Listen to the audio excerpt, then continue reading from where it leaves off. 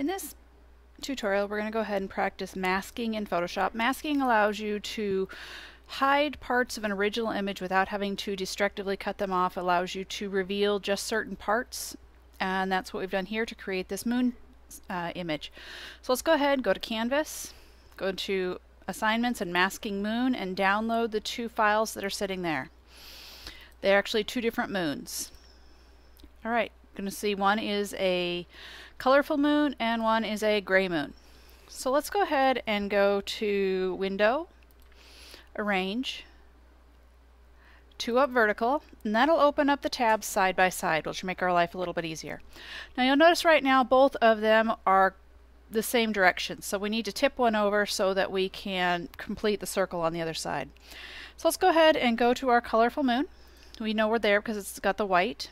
We're going to go to Image, Image Rotation, and 180. So do a complete turn over.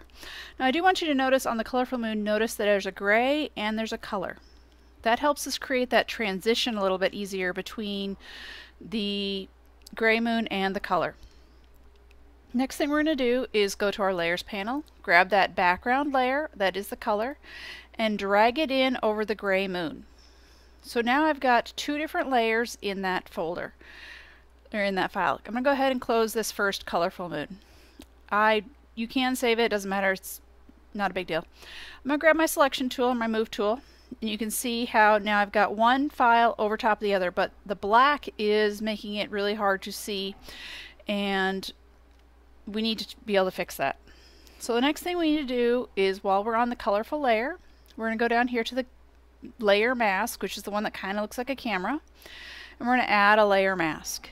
We're going to go up here to our brush tool, and we brush with black and white. So I'm going to go ahead and pick about 175. I'm going to pick a hard one for now, and all I'm going to do is go through and paint over the parts that I want to hide.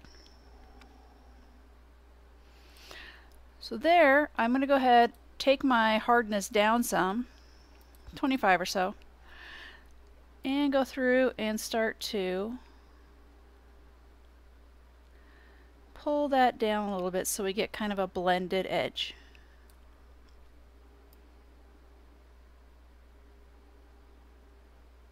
It's up to you. You can take the gray all the way off, totally up to you. If you decide you want something back, go ahead and switch your foreground background color, and you can color it back in really easily.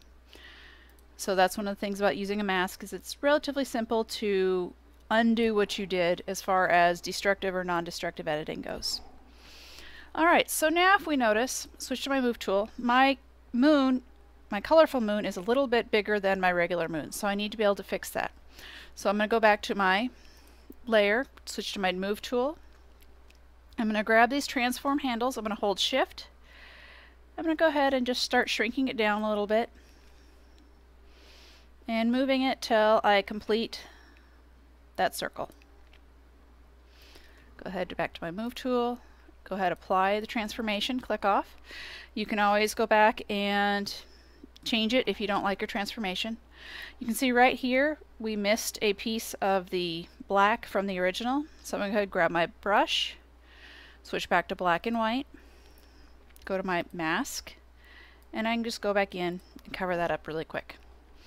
So it's a relatively simple way to mask. It's a way to create images pretty quickly without having to do a lot of really perfect selections. Go ahead and do File, Save As, call it maskedmoon.psd, and that's what you'll go ahead and turn in.